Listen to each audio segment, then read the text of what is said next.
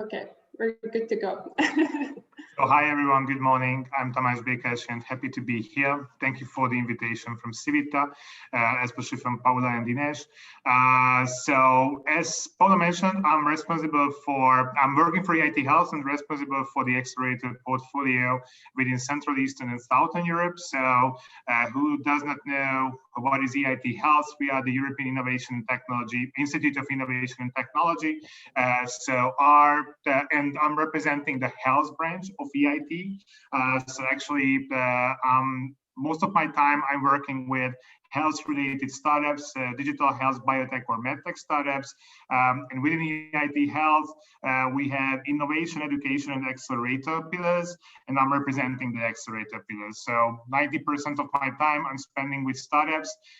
And as an European institute, as a public institute, we try to help innovators from the really ideation phase to the scale up and scale out phase to discover and of course explore and conquer the European and the overseas markets.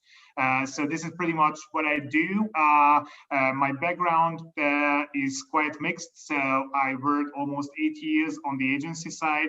I led BTL division on international marketing agency. Then I sat to the other side, so the client side, and I worked for corporates like Deutsche Telekom, for System-X, which is a shared service center, an American company based also partially in Europe.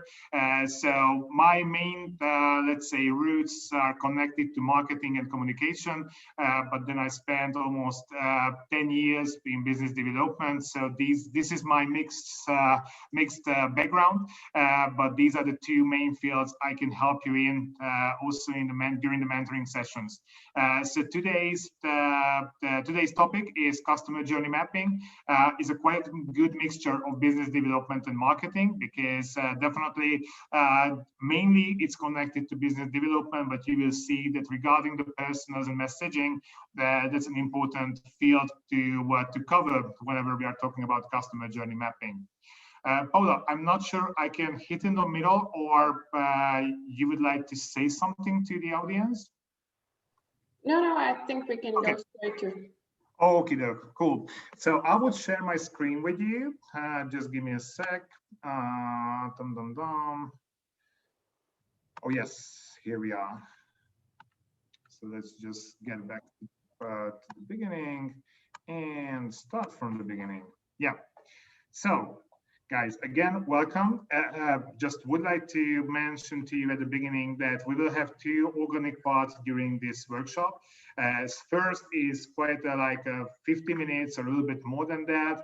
I try to be on time as possible. So this is the theoretical part. We will go through the following points you will see. So we will hit the main topic, what is customer journey mapping, understanding the customer experience. Then we will go, of course, just a really short introduction and summary of benefits of the customer journey map, how you can structure it, how you can go for it. So these are more so after the theoretical introduction. I would like to give you some practical hints. How can you do your own customer journey map? What type of customer journey map we are talking about, so you can select the one which can be aligned most to your profile and your current progress. We will also touch a really important point, and this is why I started my introduction, that this topic is a typical good mixture of business development and marketing and communication, because it will also cover the personas and messaging of course, we will touch the B2C market, but this part will more focus on the B2B market, because whenever we are talking about personas and different type of decision makers in an organization, in case of B2C, even though sometimes it's more difficult, but at least on the decision level, let's say distinguishment, it's much more easier than the B2B. So we'll also cover here the B2B aspect. And after the 55 minutes, let's go theoretical part or lecture, we will have a team exercise which will take like 20 minutes. It's about the client or the customer journey map of yours. So this is a really basic template you can use, and I would like to ask you, all of the teams, to fill it up to play with this table a bit, and then you will come back after 20 minutes.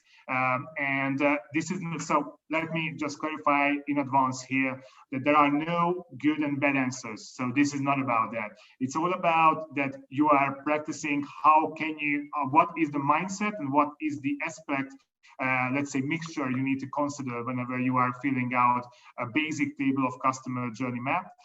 And after the 20 minutes, we'll come back to the main room. And if you have any questions during your exercise, you can raise it and we can talk about it. So we will not evaluate these exercises because there is no good and bad result at the end. Even though you have some questions in your head, the 10 minutes question and answer part, of course, can be also connected to the first 50-55 minutes lecture. So if you have any questions regarding that, you can also raise it at the end, or I would like to also ask you to interrupt me anytime. So during my lecture, just please unmute yourself and raise your question, because I would like to make it as interactive as possible. But if you have something for the end coming out from the lecture, of course, you can raise those questions as well.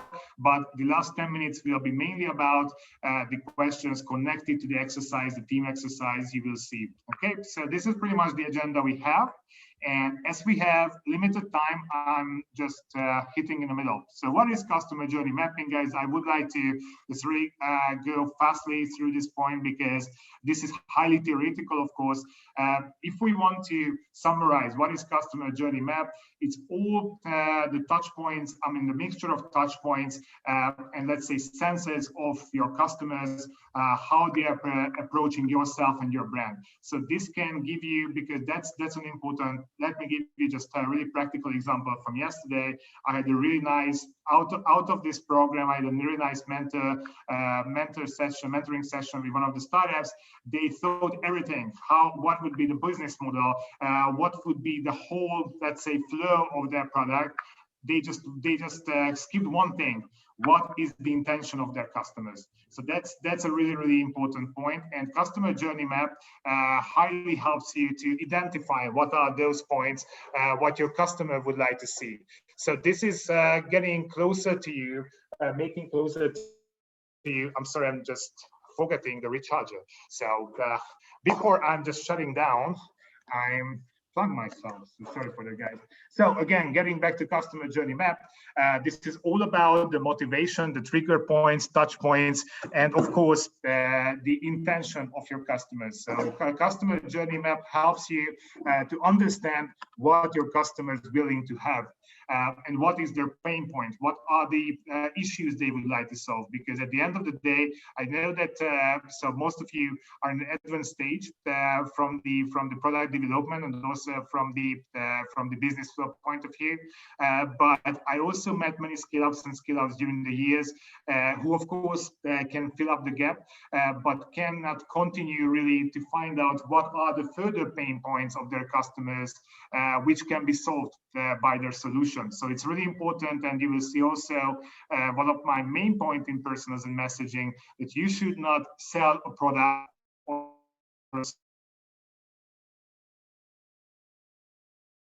but in order to understand what is the problem, of course, you need to map the customer, not just the customer journey, but the customer related issues that they are facing with. Okay, so customer experience here, as you can see, that what are the main milestones in customer journey? First, we have the touch points. So here, the touch point is actually, or the touch points are identifying what are the possible meeting points between you and your customers. How can they meet you? How can they discover your solution? Because that's okay that you are selling something, but we all know that it's really rare that we are talking about a niche product or a niche service. So most of the occasions, of course, we have competitors, but most probably higher awareness at the current time than you have. So definitely you need to identify that are there any touch points first of all. So that's an important question, because that's okay that you have a nice product, a nice service, but how can you actually get into the customer's view? And that's where we are identifying the touch points. Here we have the actions. So actually, what are the what are the current steps whenever we are talking about the client needs, they are fulfilling it. So how they are purchasing. For instance, one of the most practical example here, that what are the way of purchasing services from the client point of view, whenever they have a new issue, a new challenge, how they are reacting on that. And of course, we are talking about profiles. So we are not specifically talking about, for instance, Microsoft, IBM, whatever company, but we are talking about a specific profile of your target companies, what they are doing whenever they have a challenge, how they are starting to look around themselves and find solutions. Then the motivation. So we need to find out, and this is where personas and messaging again coming to the pictures, because we can, especially in case of B2B, even though we can also talk about this point in case of B2C, because we can, whenever we are talking about B2C, it's easy to say that we are talking about individuals, but of course, individuals has its own role in their community. So let's talk about, for instance, an application which is helping, for instance, to organize family life on a digital way. Whenever we are talking about the user, the family itself, of course, we should talk about the mothers, we should talk about wife, we should talk about husband, we should talk about children. They have their own specific motivation. And especially in case of B2B, we are going up to the ladder. We are talking about decision makers, purchasers, actually the users, whoever is using your solution or any type of services which can solve their issues internally. So they have their own specific motivations. Whenever, again, we are talking about B2B, there is a corporate motivation, but it should be broken down to at least role-specific motivations. I'm not saying personal motivations, but we will talk about it later on. But of course, there is a space also to find out what is the personal motivations behind the role-based motivations. And we have the questions whenever you, of course, you already met some of the expectations, you have already met with some of the challenges and actually raised questions coming out from the customers. So you need to specify here as well, because those kind of questions can be transformed to leads in your sales cycle. And pain points, of course, the most important ones. So these are, again, the triggers of your future sales. This is, guys, I'm sorry, sometimes I'm expressing myself pretty raw. Please forgive me, but this pain point is the less bullshit part. So pain points are actually your leads for the future. You should not push your service and product without knowing what are the pain points of your customers. Otherwise, you are just knocking a closed door. Maybe you will find a small gap at a certain point of time, but it's Russian roulette. So it's just not based on any type of information and data you have. I just realized that my background is too dark. I'm sorry for that. I'm just moved to a new office and it seems that lighting is not ideal. So I need to change it later on. Sorry for that. But the most important, of course, it's not my camera picture, but my slides, and I hope so. So let's continue. So the benefits. What are the main benefits of having a customer journey map? Because guys, I'm not hiding. It's a big work, and if you want to do in a proper way, you should sit down with your team. You should sit down with your customers. Of course, it's up to you if you have your open relationship with your customers and saying, okay, I would like to map. I would like to make this kind of mapping for our internal service improvement purposes, or you are flowing those questions to normal, let's say, touch point or interaction with your already available customers. So it's up to you what is the relationship, but of course the rule or the rule is actually can be applied also in this situation. But moreover, you have the information coming out from more customers and more sources, you will have richer sources to create your customer journey map. So first, the visibility. So you will have, if you are doing in the right way, customer journey map will clearly give you intention. What are the pain points? What are the opportunities you can use during your customer interactions and to approach further customers? The understanding. So actually, if you are, and again, I highly obsessed with customer interviews. So I truly believe that in focus groups and deep interviews, you can have more, even though you are on the market, you already have your sales cycle, you already have your customers. These kind of continuous interactions that is not about just, are you okay with our service? Yes, no, but a little bit deeper than that, always increasing the common understanding. And up onto my personal, and also not just personal, but coming out from 300-400 startups I work with so far, and actually more than 1,000 I mentored, I feel and have the experience it can also generate future sales for you. Because if you understand the current position and pain points, maybe a little bit out of your comfort zone, out of your current product line, you can find further opportunities where your product or service can go. And this can lead further and further opportunities. So this is how actually the word works. So I wouldn't like to, I would like to avoid this kind of really standard statements, but this is it. So actually people, even though they are big corporate, again, Microsoft, IBM, Apple, whatever, they are just people. So people are seeking fast and effective solutions for their everyday problems. And if you can provide that, you will be in a lucky situation and you can increase your sales. Empowerment. So it's also, so customer journey map, of course, mainly serves sales and external business purposes. But we should not forget about the internal benefits, because even though you have a small or bigger team, it's important that all of your employees, all of your team works actually, team members, understanding where you're going. It's important, especially in case of a smaller team, because they need to understand that where we are heading to, where your business, let's say, direction is leading to your company. Agility, of course, the flexibility. So we can translate it easily, agility here to flexibility. If you know where you are going, what are the pain points of your future or available customers you would like to fix, you can easily align to the new ones and easily align to the differences which can be occurred during the whole process.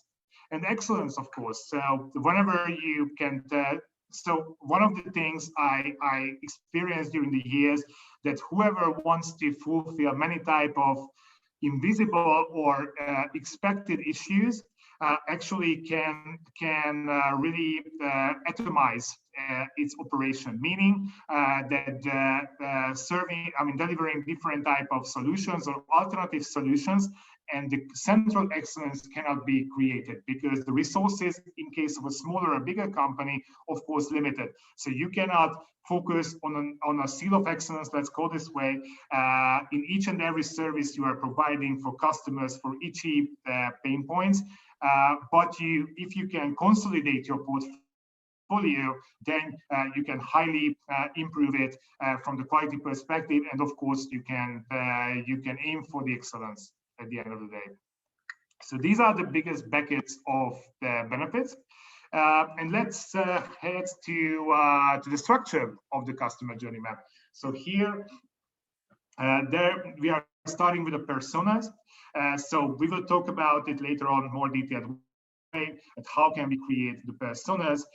Again, even though we are talking about B2C or B2B, we should it should be broken down to the personal level. What are the personal motivations, age, wealth group, of course. So all this kind of target group and targeting related attributes should be defined. But other than that, so we are telling it, okay, my product is for the women who are living in big cities between 30 and 39.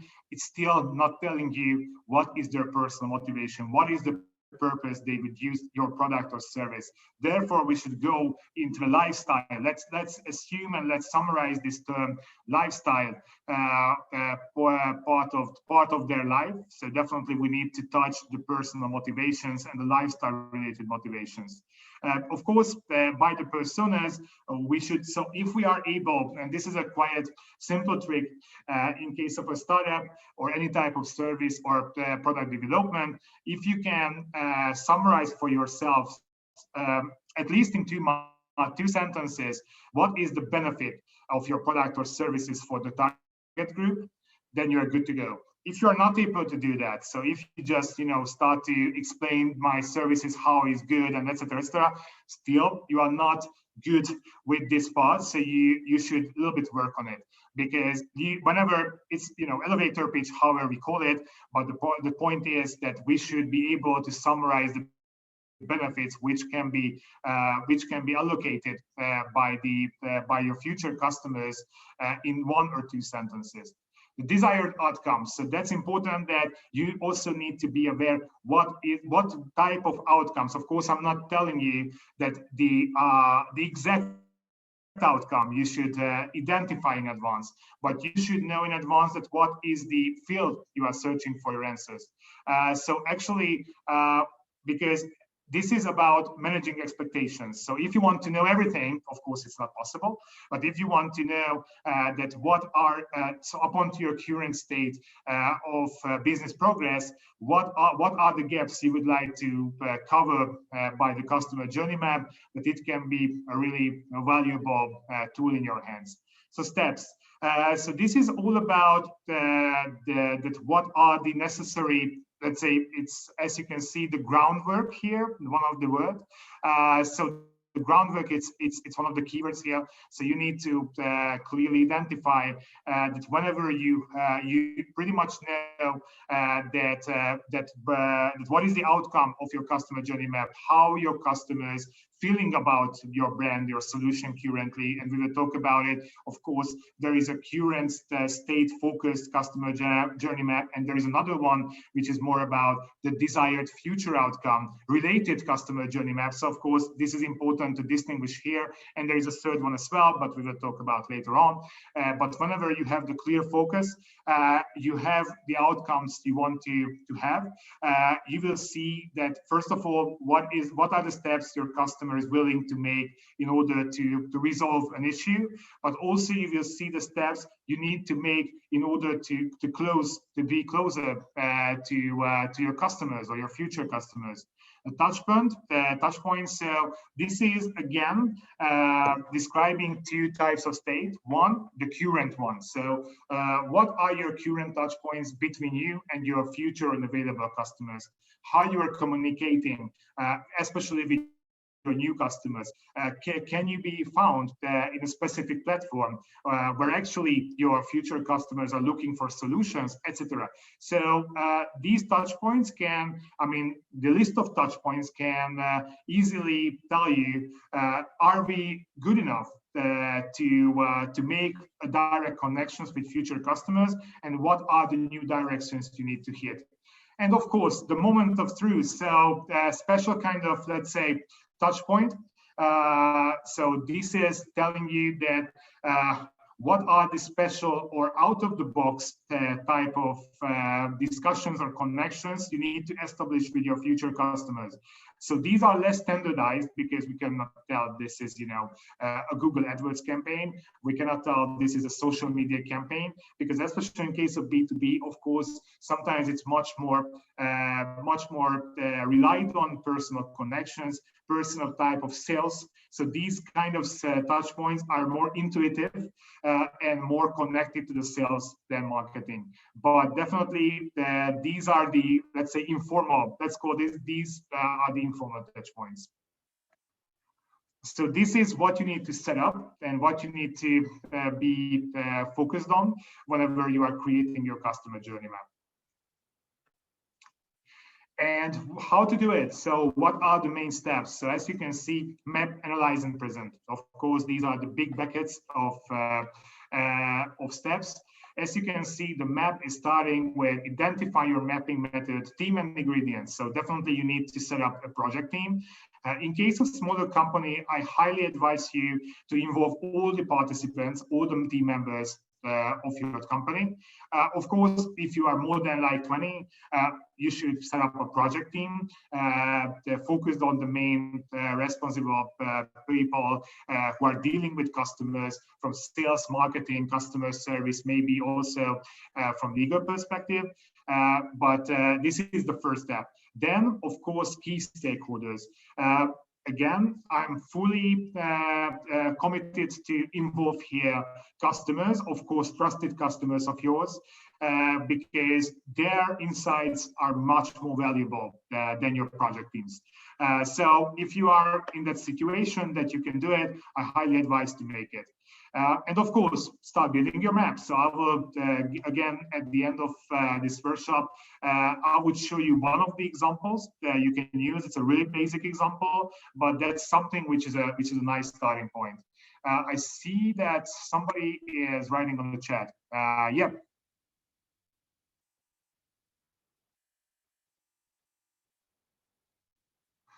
Okay. Yes, we'll talk about it at the like in 10 minutes. So yeah, I totally agree with you. So yeah, how I started B2C from the personal's point of view, and it really is tricky because it seemed to be easier. But whenever you have a B2B knowledge and B2B experience, so you have people around you who work for B2B companies, sometimes because of the B2B, let's say, highly structured way of working, whenever you understand their operation, it's much more easier to model and work with it than sometimes B2C. So B2C is simpler for the first view, but whenever you are going into the deeper and deeper, you will, in my experience, you will understand that sometimes it's much more difficult than B2B actually. B2B has its own nature, it's more predictable. B2C is like, you are dealing with an atomic mess, and you never know how people are sometimes reacting because of their age group, because of their wealth group, and sometimes out of the box. So it's in the long run, it's more difficult to predict. Sorry, that what's coming out from a B2C target group. So getting back to the process. So after you map, after you start to create your customer journey map, of course, you need to have the right analyzation. So I truly advise you to use as many visualization solutions as possible. You also, and again, this was in my previous slide, so managing expectations. You need to define in your project team that what are your key priorities coming out from the customer journey map. Your situation is highly influencing, actually, or should highly influence the outcome of the customer journey map. If you feel that your current progress, for instance, approaching new customers is running well, you should not focus on that. Maybe you already have some problems keeping customers or making them happy or understanding their needs. So that's important. If you are feeling like, okay, we have like 3 customers, everything is going fine, they're satisfied. Our current, just giving you some examples, our current sales cycle with them is satisfying, but for instance, we are bad in approaching, or we can be better in approaching new customers or making upsell with our available customers. So then you need to focus on this, and especially the analyzation or the analyzing phase, because data will come out, of course, but it's up to you and up to your method. What are the operational outcomes? What are the action points you can generate from the analyzation of the data? So that's important, that sitting with your project team, making your priorities, gathering the data, and then you analyze it upon it. And of course, define some of the action points. And this is where we are heading to the present part. Of course, presentation is about internally present yourself, sharing, of course, some of the options which can be connected to the action points you can define by the data you gather and the analyzation or the outcome of your analysis. So that's important to you. And honestly, so I'm a pretty calm person, but in a business world, only thing which can make me a little bit pissed off, whenever there is a process, there is an outcome and nothing happens with it. So you should avoid that. This is highly against any type of efficiency. So you should only run customer journey mapping and the analysis with it if you are committed to, and you don't know in advance what are the results you will get, but you need to accept those results and you need to build on it. If you are not ready for that, I would highly advise not to do it. because otherwise you are just burning resources, time and energy, and at the end of the day, nothing will happen. So whenever you have the outcome, you have the analysis, and you can identify optional alternative action points you can run, then you need to select and you need to execute those. So that's the only way which is actually making the whole customer journey mapping valuable. Otherwise, you will have just a set of data, which is nice to have, but you actually didn't change anything on your business progress. So yes, the end of the process, characterize action points and make an action plan by it. And of course, by the standard process, make responsible people, connect the task with responsible people, and actually follow up the execution of these action steps. Otherwise, yeah, it's just waste of time. So so the different type of customer journey maps. So there is the one which I highly advise to start with. This is the current state mapping. So this is about your current conditions. This is about your current state of business. So it's analyzing, as you can see, where prospects come from, how they become customers, how they begin to use your products. So this is pretty much describing where are you at the moment. And then whenever you have the current state mapping, it tells you a lot, but it does not tell you where to go next. Maybe yes, maybe up onto your current hypothesis, which you maybe already have about your future and about your future progress of business, maybe it can give you really valuable information of your current state and connect it to your future state. But actually there is an organic next step, which is the future state mapping. This is focusing on where do you want to go for. So this is based on your vision, that what is your, like in 1 year or 5 years or 3 years, where do you want to see yourself from the business progress point of view. So future state mapping is helping you to identify, as you can see, the starting point of your lead or customer, to determine of your endpoint, and also plan the messaging. So of course, messaging is kind of end of it. And this is also one of the findings coming out from it is really a fresh experience. So this is why I'm just pulling back to this example. So also this company I talked with yesterday, they already have the marketing plan, but they didn't have the functionality of their services. So it's important that marketing is a supporting function. I know that many of the marketing people are saying, no, it's an organic and it's the most essential business function you ever had. Yes, can be. But in my personal experience, this is a supporting function. So you not need to have the business engine, which can be supported by marketing. Marketing itself does not make a rescue for your business. So it's a tool which can be really energetic and powerful, but should be used in the right time and the right spot. So that's my view. Guys, this is my understanding and experience, but of course it does not influence your business flow. What I would like to highlight here is that try to avoid to rely 100% on the marketing as a first step. And there is a third one, which is a little bit so connected to your fine-tuning of your sales process. So this is a day in the life mapping. Whenever you have the current state, the future state, you have the action plan. Day in the life mapping is actually helping you to fine-tune your business engine and your sales engine. So in order and for making this map, you need to future state mapping. You definitely need to know your goals, your pains, and timing indicators. And these are all coming out from the practice of the execution of your action points, coming out from the current and future state mapping. So whenever you are running action plans coming out from customer journey mapping, you can get back to this third one and identify that what are the, let's say, fine-tuning opportunities in the execution side. So this is just an itchy point, but can be really valuable later on. But guys, definitely you should start with the first two. So this is just an extra, let's go this way.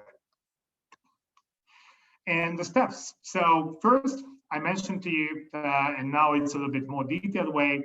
So you should first start So whenever you are starting to create the current state mapping, you should see as a first point of planning. So identify your map scope, scale, your mapping method and team, and obtain necessary mapping resources and materials. It's important that that you should make all of your team members understand that this is not a hobby project, because I also met many times with this kind of issue that people feel that it's something extra that they are doing it for, for the company, for their own purposes. So this should be an organic part of their work, and they should, all of them should think about it this way. Data gathering. So again, interviews, new customer research, of course, can be secondhand information source. But again, I highly advise you, if you have already customers, to sit down as their help. Of course, you know what is the relationship, how is the relationship between you and them. Whoever is a little bit more positive and constructive or just flexible should be utilized this way as well. Then the map creation. Here you should use, first of all, what type of map you would like to use. Then add the touch points, plot the customer journey, and refine and validate. And of course, whenever you have all the data, you should clean the data, and you should see where the synergies and different type of correlations are coming from. This is leading us to actually the analysis part. Sorry, I'm losing words. So analysis part here, that you should go to see what are the main and strongest correlations between the data. You should also compare these with your hypothesis or your focus why you did the customer journey map. And based on that, you should rank and prioritize the opportunities. Then here we are going to the action points. So investigate the issues and opportunities. This is pretty much one of the last points.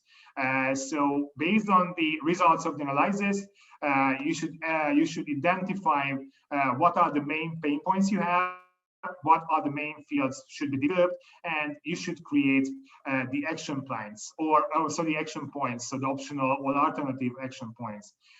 And at the end of the day, even though it can sound like an unnecessary step, and even though it's not, so your findings and presentation is not for your customer or any type of external parties, you should present it for your project team, and you should also present it to your management team, because whoever is actually listening to these kind of findings and alternative action points can also add some additional values. And as a team, you can identify what are the action points you should really execute, and of course you have resourceful. So that should be a team decision, a team management decision. And whenever this has been done, there should be no further questions. Of course, my extra point here is make a follow-up further on, like every month. But this is more operational than strategic. So are we doing well by executing these action points? But whenever you have the decision as a team that this and that should be done, no further questions about it. Just about the way of executing these action points. Because if you are always questioning your strategy from this point of view, you will lose time. And if you are not a big corporate with hundreds of thousands of people, you will actually lose focus in the execution if you are doing this way. And then we are heading to the person as a message, but I would like to use just for a half a sec to ask if you have any questions regarding the first part. And have some air, actually.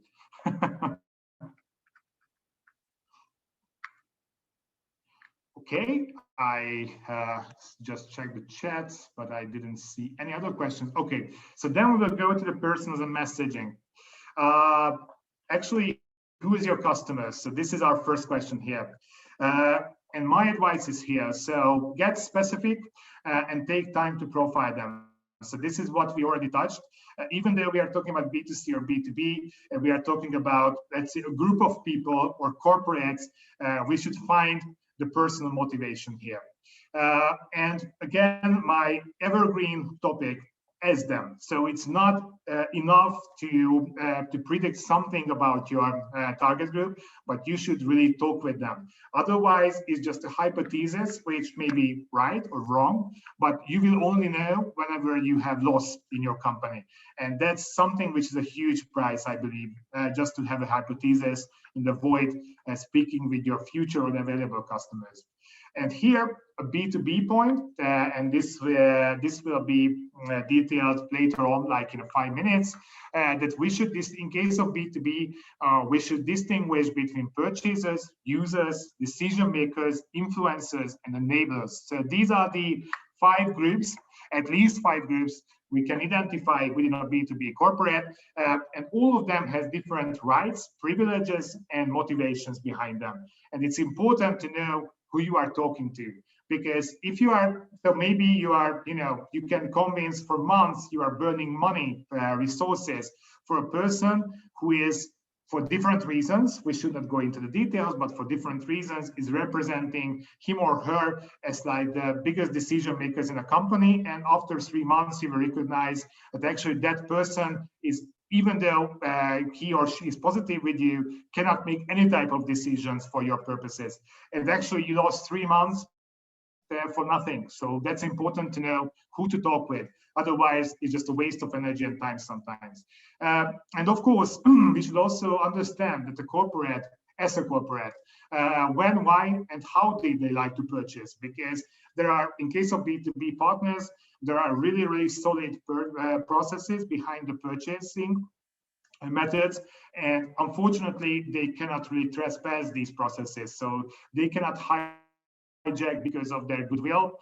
They should keep themselves to those processes, and even though they want the best for them and for you, sometimes they just need to run like a half-a-year process in order to buy your service and project. And this is leading us actually to another topic which I just want to flash here, and this is about the connection between your finances and the purchasing method of your is something which is a really sensitive question. So if you are planning to have a newbie customer, like in 3 months, your whole financial model, not just because of them, but because of your whole operation, is relied on a 3 months purchasing period that you are expecting that you will have the first payment in 3 months from that big company. And unfortunately, you are realizing after 3 months that the whole process just to start the corporation takes at least 6 months, then you can have serious cash flow problems. So especially in this early stage, and actually later on, I cannot tell that it's about just the ideation, validation phase startups, but also sometimes for scale-ups and scale-outs, your financial model should base on the main, let's say, the purchasing model of your main customers. Otherwise, you are hunting an illusion, which can make a serious impact on your cash flow and your finances at the end of the day. So here, the most important distinctions between the different type of roles. So here we have the purchaser first. They have the budget, authority, and need and timing to buy, but still they cannot do their own decision. So we have the users. It's important, but from the purchasing point of view, we can say it's less important. They use the product. Sometimes they are not the purchasers in most of the occasions, I can tell you, but their opinion is important. So they are influencing the decision, but still they cannot make the decisions. We are heading to the really talkative decision makers. So definitely they are the ones who's got the actual signing power. So actually they should be your primary target customers. You should convince, all the bad news is that you should, in a way, convince especially the users, a little bit about purchasers as well, but actually your primary target customers are the decision makers. If you are having all the 3 of the mentioned profiles on board, you are good to go. And we have 2 others, which is a nice to have category. First, the influencers. So they have the power and impact on your customers. They directly or indirectly affect them. Sometimes they are also part of the user group. Sometimes they are consultants. Sometimes they are, close relationship with the customer, with the company. Maybe it's an agency they are working for a long time with. It's important to, of course, like in every personas in the business life, you should get a good relationship with. But the most important target, besides the decision makers, are the purchasing users. Sorry to repeat it, but that's the most important part here. And neighbors. So actually, this is more about how to get into to the contact with actually new customers, so the leads, because neighbors are the ones who can make a connection between you and new customers actually. So enablers can help you. They can be your link to new customers, but this is more about how to get new customers on board.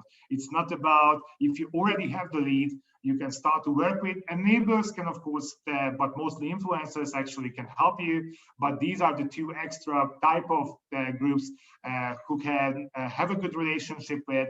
But again, it's more about nice to have category. And customer profiling. So this is actually just a really rough example about Vice President of IT. As you can see, we have the background, demographics, identifiers, goals, challenges, how we helped him, common objections, and real quotes. So it's a really 360 customer view. But the most important questions here you need to answer for: who they are, how they think, what they do, where they operate, what are the pain points, one of the most important, and purchase paths. So how they are actually buying services and solutions. That's sometimes, this is, I'm just repeating this point because up until my experience, most of the startups are just skipping this point. They have the good relationship with the customer. They are focusing sometimes on the personas. They understand the personal needs, but then they are just forgetting about one of the most important points. Besides the personal attributes, the corporate, how it is purchasing, what is the purchasing cycle of that company, how can we move forward, what are the different milestones we need to squeeze actually into our journey. So this is customer profiling. This is another example. It's a little bit more visual. I really like this example because I believe that it's for the internal presentation perspective, it's much more valuable. It's a little bit too much in my view. So if you ask me from content-wise, I like this more, but from visualization and let's say common understanding point of view, this is a really nice way of representing the findings. And messaging. So this is one of the last points from the lecture.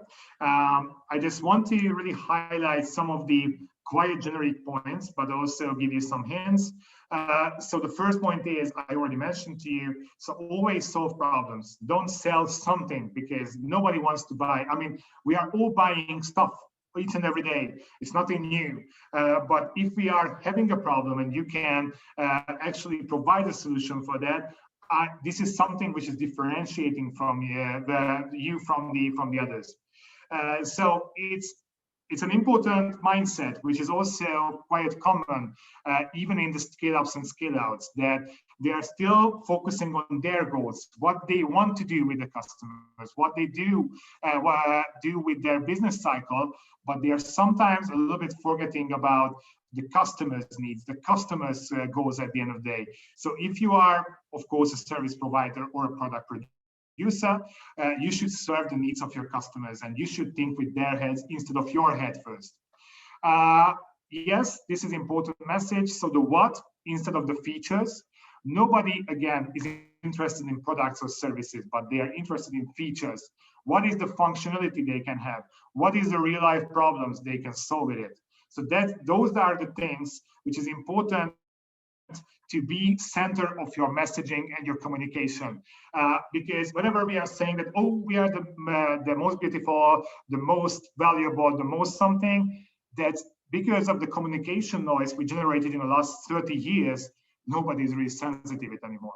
So if you are making like, a banner on a specific website where you are promising everything, this is almost, I can tell you, waste of money, because it's full. So if you are opening any type of specific website, it's full of these kind of messages. Everybody is the best, the most beautiful, the cheapest. Everybody is telling the same. But if you can really position the features of your solution and actually the benefits to the everyday life of the B2C or B2B customers, which is sometimes in case of B2B customers, is keeping their job, making their life easier. This is all something which is really connected to the B2C world.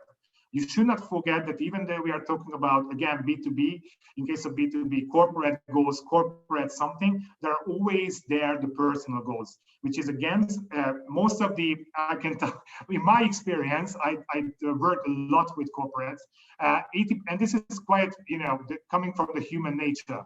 So like everybody else, corporate workers, 80% of them, or 90% of them would like to have their life easier. There's nothing, more complex vision they have about their corporate life, because they are employees there. They would like to keep their job. They would like to satisfy their bosses. They would like to have their life easier. So those kind of things from messaging point of view would be important, because whenever, of course, you are especially presenting to the decision maker role I just shown you, you should more focus on the corporate things. But whenever you have an informal talk with the purchaser, with the user, with the decision, personal links within your messaging, it's always, in one of my favorite saying is, everything is based on the proportioning or the balancing. So it's not about that one or the other, but you can combine the corporate goals with the personal goals. And if you are proportioning the right way, that can be really effective in a negotiation. And of course, it's important, the proposition of value should be clearly identified, but it's, this point is coming from all the previous points I told you before. So actually, if you are centering your features, your values, and of course, the final value, which is solving the issue of the customers, that's pretty much coming together. And just an extra point, so whoever is thinking, and of course, whenever we are talking about pilot is not just the game of the early stage startups. So you all know that for scale-ups and scale-outs are still using pilot projects to get into, for instance, a big corporate client. So I truly advise you, if you are not doing it right now, maybe it's something you already know and you're already doing. So sorry if you are in that shoe. I'm sorry to repeat it, but I highly believe, and it's not just a belief, but it's more about the proof that actually from a pilot project, it can be easily transformed to real life project. So actually paying customers can be born. So first of all, whenever you are doing a pilot, but it's important that if you're going that way, you should be really structured. You should be really conscious how you are doing a pilot project, because unfortunately, I also saw many examples for this, that pilot projects for corporate partners can be a free service. So many of them are thinking of that, oh, it's nice because we'll have a half-year service, it's free for us. The company would do everything for us because they would like to continue the operation. But if you are not doing in a wise way, that maybe it can be really become a free service. But if you are keeping those points I just listed here, that can pretty much save you from this kind of situation. So first of all, fixed timeline. You should characterize in advance where the pilot will end. Usually it takes like 3 to 6 months. I would encourage you to use the 3 months. So you should agree at the beginning that this pilot project, without having the financial coverage coming from your corporate partner as a B2B partner, will take 3 months, nothing more. There is no extension. The extension will connect it to payment, of course. The unclear ROI, that's important to also agree on what are the indicators you will measure the success of the project. Because if you are not doing that, it will become personal and emotional. and everybody will judge. I mean, especially the decision maker will judge the project's results based on his or her personal view, and it's always wrong. It's always wrong. Of course, maybe your relationship is brilliant with that decision maker. Then maybe it's a good point, because based on the good relationship, he or she will think, oh, that's a nice project. You are nice, so we can continue with the cooperation. But let's face with it, it's quite rare. So you should, you know in advance that in 3 months' time, for instance, what are the results you can reach out with your project. You should not be too ambitious. So go for the safety net, and try to identify and accept from your customer side the ones you can almost for sure you can fulfill at the end of your pilot project. The budget constraints. So sorry. So actually here, what you have, you should show it. So the pilot project should be considered as a representation surface or platform. So you should not, if you are going to a pilot project, you should not start to, be in the itchy dollar by dollar approach, saying, oh, it takes too much, so let's assume that we are just, we have 4 functions, we are only providing you 1 function, because definitely if it's still there, you still have, let's say, money, energy, and time in that 3 months pilot. And if you are just downgrading yourself during the pilot, that highly can make an impact on the final results of the pilot project. And actually, you did something for nothing. So you don't have the chance to win the pilot project if you are just, presenting the partial results and partial benefits of yours. So do everything which is possible.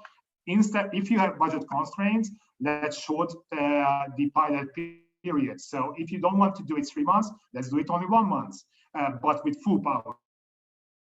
With full power. That's my advice here. And feature restrictions, again, I don't really recommend it. So do everything which is possible. If you don't have the capacity to do it in a longer period, do it in a really short period, but do everything which is possible. Show them what you have. And this is where you can hit in the middle. And recommended metrics, just really quickly, I just wanted to list here some of the questions you should, whenever you are heading to a pilot project, you should answer for yourselves. So actually, these are also some of the possible ROIs you can use. So first of all, how many people logged in during the pilot? How many active users did you have? How many valued activities did those folks perform? How can you translate these figures into actual value of the company? How many new leads did you generate over the pilot? What is the estimated close rate and overall contract value? Cost savings over by the solutions, and time savings. So these are just examples, highly focused on digital solutions. So of course, if you're running a biotech or a medtech solution, that should be transformed to your world. These are most commonly used in digital health solutions. And guys, we are reaching the team exercise point. So we are on time, which is also surprising me because I'm really bad in time management. I can talk a lot, as you can observe. So please raise any questions if you have regarding the lecture. If you don't have, we will go to the team exercise now.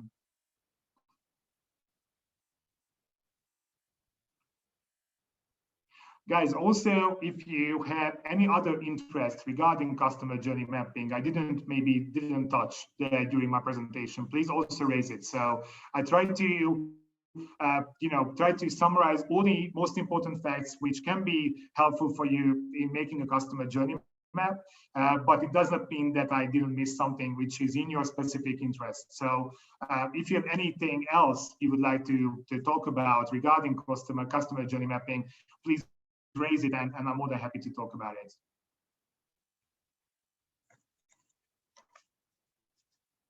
Okay, if you don't have, then the exercise here, and Paula, I'm not sure that you have the Excel table for sure. The guys can have it, or they already got it? Yes, the Excel table has been copied to your individual folders, so they should be available to all the teams. Cool. Okay. So you already have the Excel. So the task is, and it's a pretty fast one. So identify the key elements of the provided service. So here the task is understanding the links between all different elements over time, identify problem areas in a service or areas where there is a field for improvement, create empathy with different type of users. So actually it's pain points, not gain points, sorry. So gain points and pain points are at the same time. So actually how they are receiving or how they can receive any type of solutions for their problems. And of course, what is their problem at the first. So my question is, in the Excel table, please fill as many cells as possible. And of course, you can customize the table. So if you need any type of new columns or rows, please feel free. It's an example. It's for your purposes. So it's important that you should get the best from it. So any type of customization, of course, is allowed. So guys, please open this Excel table. And now you will be placed in different breakout rooms. And you will have, yes, it's like, let's assume that 15 minutes, if it's okay for you. So we can come back at 50-ish. So if you need 1 or 2 minutes, please write to us. If 15 minutes is not enough, but let's agree on that 50. We are meeting here at the main room.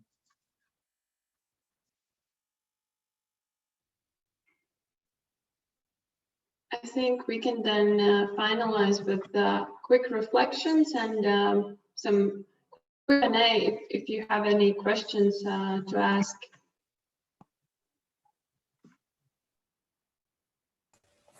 Hi, hello. So this is Marco from the MedCap project. We just wanted to ask basically regarding the template. I mean, first of all, I think that we would need to define the personas for our customer Yes. journeys, and then for each persona to create the customer journey and then to fill in the template for each persona. Is that what is expected from us? Yes.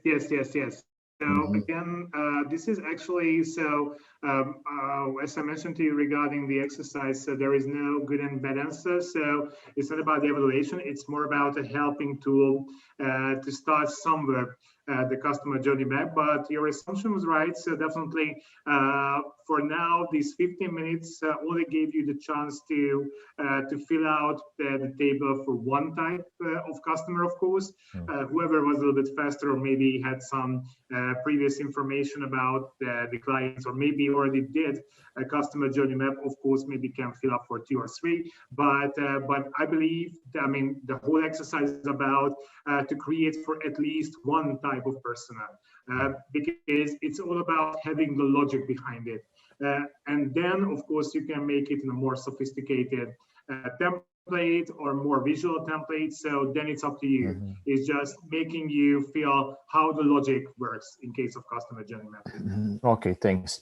And the stages of the client journey, the first row in the template, is this something that we can change? I think. Sure, absolutely. I guess yes. So maybe some of the stages doesn't apply to our personas. Yeah, sure, absolutely. Yeah. So of course, as I mentioned to you, this can be highly customized.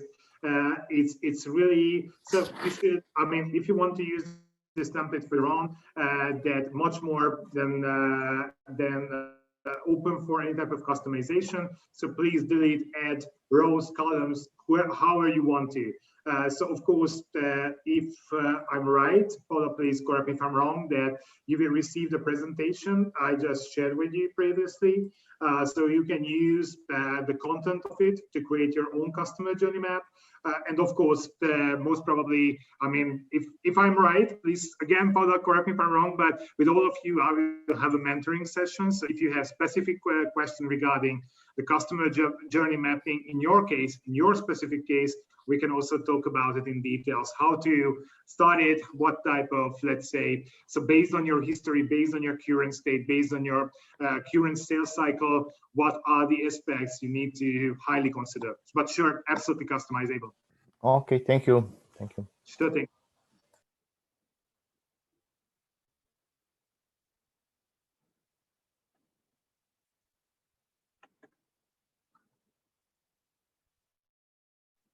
any other questions, guys. And also, I mean, if first of all, if you have any questions, please let me know.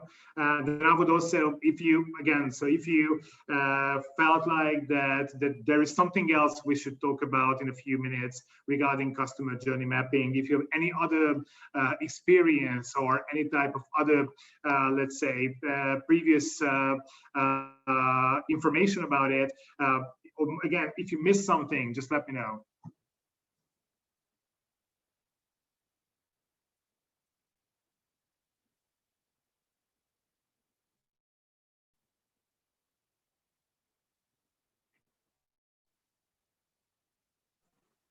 Looks like that you will get the majority of questions in individual sessions.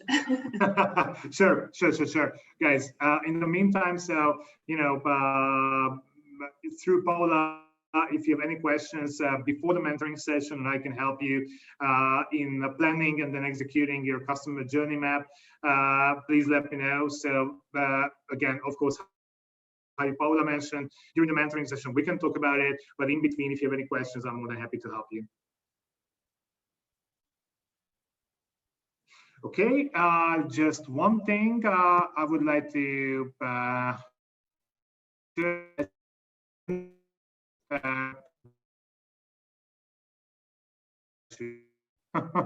I should go into presentation mode. So yeah, first of all, so we will see each other later on.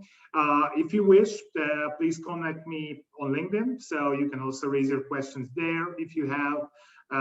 So if you have anything to show me, if you think that my view or my personal experience can help you, I'm more than happy to give you some hints later on. And that's it. So I'm more than happy to help. So in any possible ways. So through LinkedIn, through Paula, through our mentoring sessions. So these are the things I can offer you. In the meantime, I have something in the chat. Oh yeah, from Paula. Yeah. So you can see that where you can give a feedback on the webinar.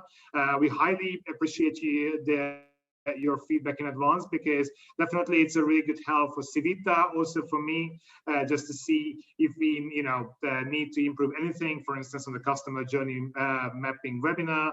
If you find something which we didn't touch, we can later on edit, so we can then talk about it. So it's a really good information source for us where to improve ourselves. Where did you find your presentation? Sorry, Paula, go ahead. Yeah, I will upload the presentation to our shared folder, and I will share it with everyone afterwards. So you will have both the recording and the slides, and of course the template, which is your homework task. And yes, and so as Tamas mentioned, so you will have the chance to also talk through in your individual sessions, which are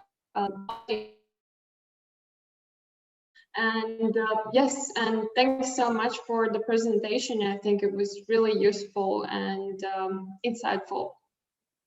I'm happy that you liked it, guys. Again, so further on, any questions, please raise it. Just sorry to repeat myself, just if you want any in-between question, that find me on LinkedIn, or please ask Paula to send your questions over to me, and I'm happy to answer for you as well via email. Thank you for your time. Thank you for your attention. And thank you for the invitation, Paula, again. I'm happy to be here. I was really honored to present this topic, because this is really close to my heart, and I truly believe that it can help you a lot if you're using this tool in a wise way. So let's talk about it later on.